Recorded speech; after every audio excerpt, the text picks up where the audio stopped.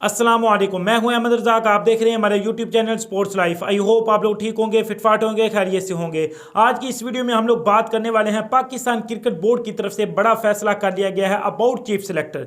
शाहिद खान अफरीदी के मुस्ताफी होने के बाद अब नए चीफ सिलेक्टर का ऐलान कर दिया गया है और कौन से नाम इसमें अब सामने आ रहे हैं उस पर हम लोग बात करेंगे। और उसके साथ साथ हम लोग बात करेंगे पाकिस्तान क्रिकेट टीम के नए हेड कोच के हवाले से, क्योंकि बहुत सारे फॉरनर जितने भी कोचेस थे उन्होंने पाकिस्तान के साथ काम करने से मना कर दिया था। क्या वजूहात हैं उस पर हम लोग बात करेंगे। और उसके साथ साथ हम लोग बात करेंगे कि अब नया हेड कोच कौन होगा पाकिस्तान की क्रिकेट टीम का, उस पर भी हम लोग थोड़ी सी इस वीडियो के अंदर बात करेंगे। उसके बाद अगर आप लोग हमारे चैनल पर नए हैं तो जल्दी से हमारी वीडियो को लाइक और चैनल को सब्सक्राइब कर दें। तो सबसे पहले हम लोग बात करते हैं चीफ सिलेक्टर के हवाले से। चीफ सिलेक्टर के हवाले से शाहिद खान अफरीदी के मुस्ताफी होने के बाद उनका कॉन्ट्रैक्ट भी सिर्फ एक सीरीज के लिए ही था। जो ही उनका कॉन्ट्रैक्ट खत्म होता है, पाकिस्तान का क्रिकेट बोर्ड चाहता है कि शाहिद खान अफरीदी को 2023 के वर्ल्ड कप के तक के लिए अगेन उनके कॉन्ट्रैक्ट को रीन्यू किया जाए और वो हमारे साथ काम करते रहें और चीफ सिलेक्टर के ओहदे पर फायजियाब रहें, क्योंकि उन्होंने जितना भी अरसा पाकिस्तान के क्रिकेट के साथ गुजारा है, चाहे वो एक ही मंथ है, चाहे वो न्यूजीलैंड की सीरीज वाला ही था, लेकिन उन्होंने मेरिट पर फैसले किए, मेरिट पर सिलेक्शन हुई है। तो जिसकी बदौलत पाकिस्तान का क्रिकेट बोर्ड चाहता था कि ये हमारे चीफ सिलेक्शन के तौर पर, चेयरमैन के तौर पर ये हमारे साथ काम करते रहे। लेकिन शाहिद खान अफरीदी ने निजी मसरूफियत की वजह से माजरत कर ली। उनका यही कहना था कि मैं अब मजीद पाकिस्तान के क्रिकेट बोर्ड के साथ काम नहीं कर सकता। तो पाकिस्तान अब वैसा ही निडर किस्म का चाह रहा है चीफ सिलेक्टर, क्योंकि शाहिद खान अफरीदी ने जितने भी फैसले किए, जिसमें हारिस सुहेल, मीर हमजा और उसके साथ साथ शाहनवाज दानी को उन्होंने शामिल किया, वो ज़बरदस्ती तौर पर शामिल किया।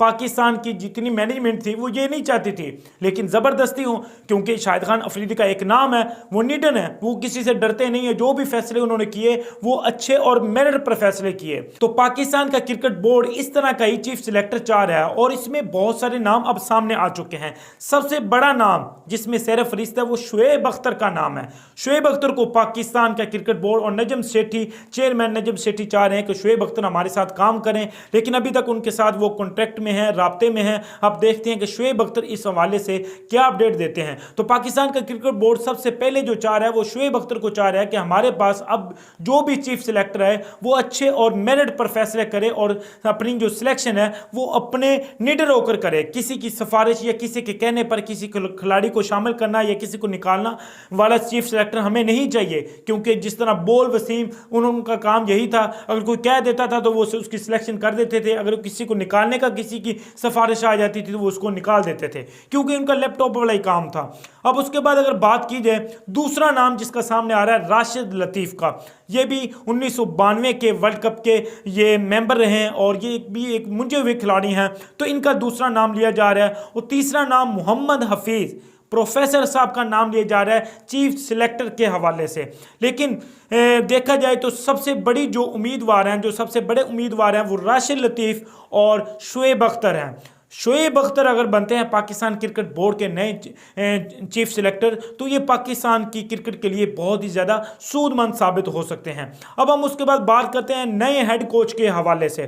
तो नए हेड कोच, जिस तरह पहले आप लोगों को बताता चलूँ कि मैं साबिक हेड कोच के मुस्ताफी होने के बाद, उनको निकालने के बाद अब नए हेड कोच के हवाले से बड़ी बातें हो रही थी कि मुकी आर्थर को बनाया जा रहा है, एंडी फ्लेवर को बनाया जा रहा है, टॉम मोडी को बनाया जा रहा है, जिसमें चौथा नाम था जस्टिन लेंगर का, जो साबिक ऑस्ट्रेलिया के कोच रह चुके हैं और वो खिलाड़ी भी हैं। तो सबसे पहले अगर बात की जाए मिकी आर्थर की, मिकी आर्थर इस टाइम डर्बीशायर के साथ काम कर रहे हैं, तो उन्होंने अपनी ज़ाती मसरूफियात और दीगर मसरूफियात, दीगर जितनी भी लीग्स हैं उनके साथ काम करने की वजह से उन्होंने पाकिस्तान क्रिकेट बोर्ड के साथ काम करने से माजरत कर ली। और दूसरे जिनके हेड कोच का नाम लिया जा रहा था एंडी फ्लेवर, तो एंडी फ्लेवर भी अपनी ज़ाती मसरूफियात की वजह से उन्होंने भी पाकिस्तान क्रिकेट बोर्ड के साथ काम करने से माजरत कर ली। एंडी फ्लेवर मुल्तान सुल्तान के साथ भी काम कर चुके हैं और मुल्तान सुल्तान के साथ भी वो कोचिंग के शोबे के में वो मुंसलिक रहे हैं। उसके साथ अगर बात की जाए टॉम मोडी की, तो टॉम मोडी भी इस तरह ही मसरूफ़ हैं, उन्होंने भी पाकिस्तान क्रिकेट बोर्ड के साथ काम करने से माजरत कर ली।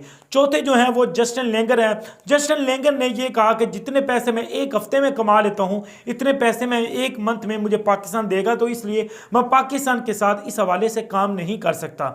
तो ये दोनों बातें हैं कि वो वहाँ पर इतना पैसा कमा रहे हैं। ये भी हो सकता है अगर पाकिस्तान का क्रिकेट बोर्ड उनको ज़्यादा अमाउंट में पैसा दे मंथली वाइज, तो फिर हो सकता है कि जस्टिन लेंगर वो पाकिस्तान के साथ काम करने में हामी भर सकते हैं। लेकिन फिलहाल उन्होंने पाकिस्तान क्रिकेट बोर्ड के साथ काम करने से माजरत कर ली है। उनका यही कहना था कि जितने पैसे में एक हफ्ते में नॉर्मल काम करके कमा लेता हूं, इतने पैसे मुझे एक मंथ में पाकिस्तान का क्रिकेट बोर्ड देगा। लेकिन अब देखते हैं कि नया पाकिस्तान का हेड कोच कौन होता है, किसको बनाया जाता है, और ज़्यादा उम्मीद यही जाहिर की जा रही है कि जस्टिन लेंगर को ये मुआहदा ज़्यादा देंगे, उनको पैसा ज़्यादा देंगे तो वो पाकिस्तान के साथ काम करने में हामी भर सकते हैं। तो अब जैसे ही देखेंगे कि नजम सेठी इस हवाले से क्या फैसला करते हैं, क्योंकि नजम सेठी का ये फाइनल डिसीजन होना है कि पाकिस्तान का नया हेड कोच अब आगे कौन होने वाला है। जैसे ही कोई रिपोर्ट आएगी हम आप लोगों को इस चैनल पर बताते जाएंगे। हमारी इस वीडियो को देखने के लिए शुक्रिया। थैंक यू, बाय, अल्लाह हाफ़िज़।